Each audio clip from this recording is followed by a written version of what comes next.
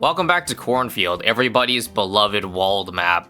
And when I mean walled map, I mean obstacles all over the map, such that when you get stuff with bouncing projectiles, it can bounce around Cornfield like here, racking up insane amounts of damage in the process. And this is where we're going to use the Mermonkey and its middle path to make the Arctic Knight as good as possible, because it got a lot of changes this update, well, mostly to the paths preceding it. But it's in a better spot now than the last time you may have seen it. The first thing to point out is the fact that I, before, was not able to start with a Mermonkey and a Dart Monkey for round 1, I don't believe, because this update, they reduced the base price of the Mermonkey. 100 bucks, 475 to 375, and I like what they do with that. Not just a Mermonkey, but a lot of the other base towers, to give more variety rather than a 3-dart start. So that allows me to get the darts in the corners here, and yeah, survive to round 8. While we're still here at low level Mermonkey, some more changes. They decreased the cost of the top path $50 each, and the middle path $100 each. Talk about huge chunks. Anyway, let's get Open down before this round ends so that we can actually beat round 10. Perfect. Open's decent, I'd say, with Mermonkey, if you're not putting him in water so that he can affect magic monkeys. Gives him more range and pierce and range. You know, I just really had to emphasize the fact that Open gives a lot of range. That's all. Anyway, now onto more of the middle path. Riptide Champion has been changed its damage type. Energy to Frigid. Ninja Kiwi doesn't specifically say what these damage types are in-game, but just know energy means can't pop lead or purple, and frigid means can't pop white or purple. So yes, tier 3 can now give you lead PP. Also, let's get 021.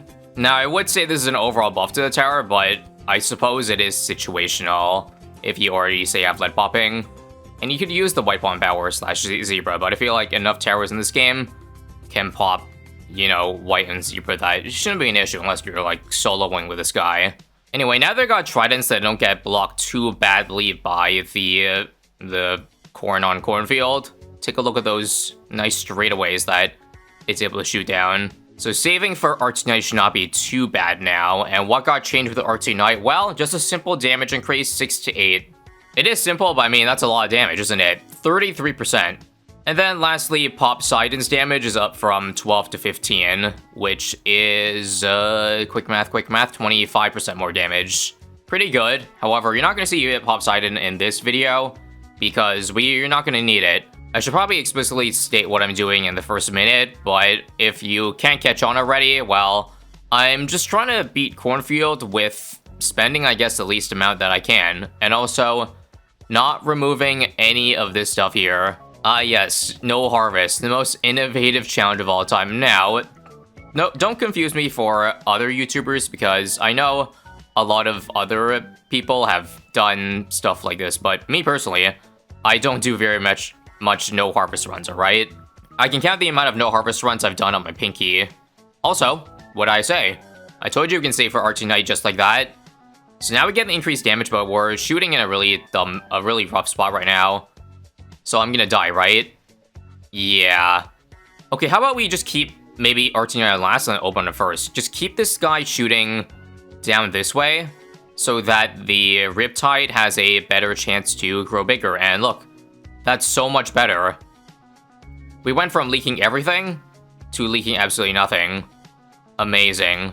Now, at Arctic Knight, you still don't have the zebra popping, so that's going to be an issue. And that's why I think I'll at least buy, Juggernaut? I guess we're going for the bouncy ball strategy, but this is pretty good, isn't it? Very high pierce and the ability to pop the zebras that the Riptide cannot. Unless you buy a mid, but I think that's a little bit too expensive. So probably Juggernaut at some point, but we can stop at Spikeable for now. And see? Shedding the first layer through so that we can do damage with the Arctic Knight here. And let's just instantly one-shot round 40. How about that? Use the ability now, and as you see, look how quickly that mold pops, because every time any bouncing projectile that can bounce off a wall, then it's able to re-hit the same target again. So when you have really tight corridors like this, then yeah, you can see how quickly one projectile can add up in terms of doing damage. Don't mind me also getting my late game set up real nice and early. So I'm planning to do 3 Arctic Knights for this run here. And then maybe just the Jungle Drums. And then we still have space for, I think, 1 or 2 more small towers in this crater here, as well as 1 secret spot. There's 3 spots that you can fit small towers in that are not in the center of Cornfield, 2 of which are already used for round 6. So very convenient in it, the fact that I can just turn my starting Mermonkey into a Juggernaut, which is, again, incredibly useful helping out with this guy. Except for Count Purples, in which case, I think I might just give... Let me see. Yeah, it's probably better just to go 402. I might not even get camo on this guy. Actually, yeah, what's the point? All this is camo except for Oben's main attack. So what I'm going to do is, yeah, we can do a discount village, even though there's so little space. Anywhere I can, I will find a way. Now, I should mention at this point, too, that it's not just update 49 that has made it so that Arctic Knights are good again. You might recall a while ago, I was talking about how Ninja Kiwi destroyed the Mermonkey, and that's due to changes made in update 45. In update 45, they changed the damage type of the Trident and the ability, which made it so that the projectile dies whenever it hits a white balloon, which, while again considering the white balloon is the child of many, many balloons, including ceramics, which hold pretty much every mold class balloon in the game, then that means without a MIB, the tower ended up being useless. However, I did not cover it one update later, when in update 46, they finally fixed it. They made it so that if there's a white balloon in the way, then the projectile will just simply pass through it instead of destroying the projectile, which is a game changer, and is now makes the Arctic Knight viable again. So yeah, in case you missed those changes like 5 months ago, I missed them too, to be honest. Now, I should mention at this point, this is all I'm gonna buy, I think, for the rest of the game. Or rather, if I'm gonna spend more, it's gonna be on maybe small support towers, like maybe a mob glue to slow balloons down. But I feel like with 3 Arctic Knights, we have the ability to, you know, stagger each ability.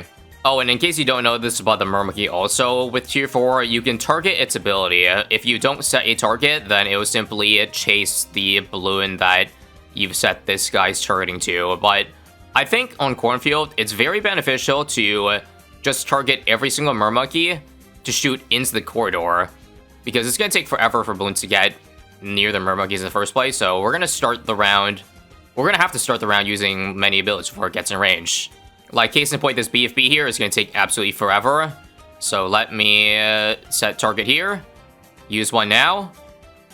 And wow, yeah, one ability destroys a BFB fully, which should be expected, because as I said, this is supposed to last all the way to around 100. So if it can't beat a BFB, that'd be a little concerning.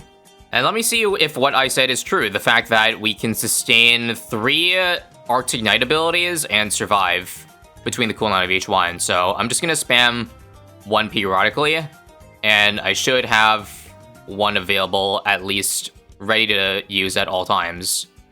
So when the balls expire, reuse it again. And by the way, no, this is not fast forward post commentary. I'm doing this live at 10x. That's how confident I am in the Arctic Knight's abilities right now, that we don't really need to take each round slowly, because I know what I'm doing here. At least I think I do. Rigo Rainbows are kind of scary, but again, we have Juggernaut kind of helping out. And now 1 ZMG.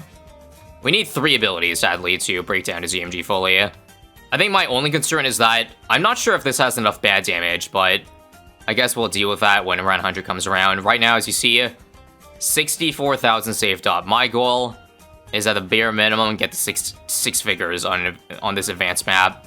To call this map advanced is certainly a choice, I will say, but hey, that's what Ninja Kiwi says. $82,000 now.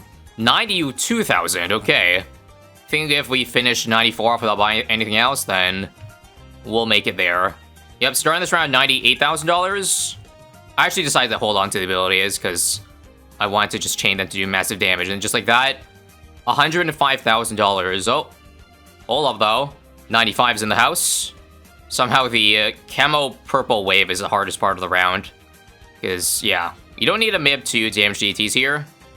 So 2 abilities beats 95 as well. If we don't need anything else to beat 98, that would be seriously awesome. And I don't think we do. The Pierce is not the issue with this guy.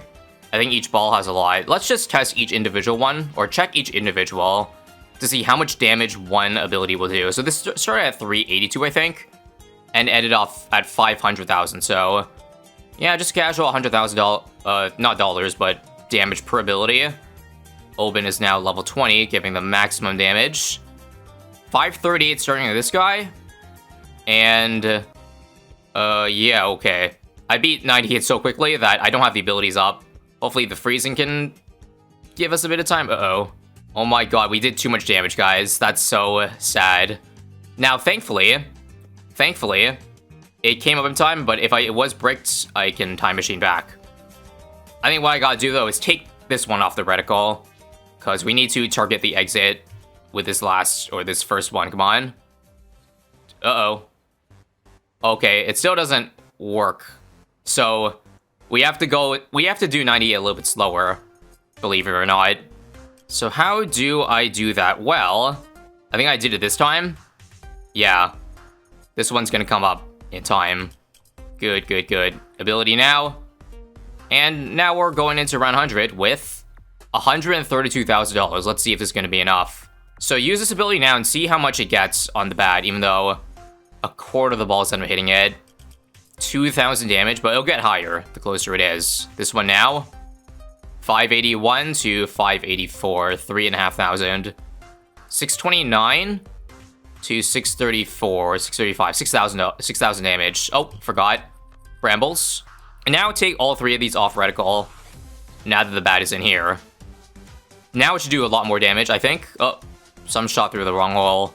That's what she said. Okay, one more ability, I think, will pop it fully. Let me just see if the next one's up, because I want to chain them. Yep. This now. And I need the next one to come up ASAP, or else I'm gonna die to this. Come on. Come on. Finish it. 3 Arctic Knights, no further support. Can we do it? Oh my god, almost. Okay, let's see. I was a little bit smarter in using Brambles, so I got an extra one off. Maybe that's the difference maker that we need here. Let's see, another one now. This should pop right about here. Good. Bramble here. And come on, it's this one. I need this ability to come up a little bit faster. Can I... Oh, yeah, it's Zebras again. Oben can only reach so far. You just gotta believe, come on. Just believe. Ability now, this is the earliest by far. If it doesn't work this time, though, I gotta buy something else, yeah.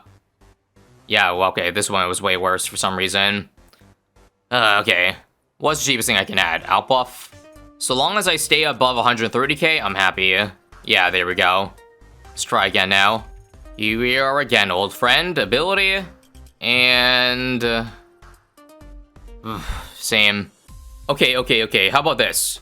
Take everything off the reticle, but instead of having it free shoot, we have to be smart in using the ability, like, the second time. So what I'm gonna do is I'm gonna have the shoot vertical to the left, or horizontal. I forgot my planes. But, like that. I think that will get more overall damage than free shooting it. And then this will be shot vertical. How about now? Yeah, look. That first one popped so early. And look at that. This is already down to BFBs before I use my last one. And so, I don't need no stinking alp buff or anything else.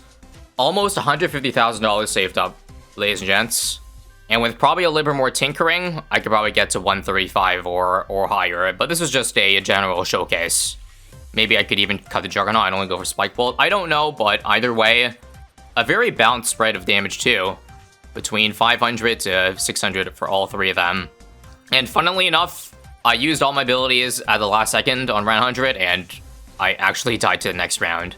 Okay, I guess while we're already here, fine. Let me just buy Pop Sidon to show you how good it is now with the 3 damage buff I mentioned earlier. If it can hold all the way until, or even just beat 101 here, yeah.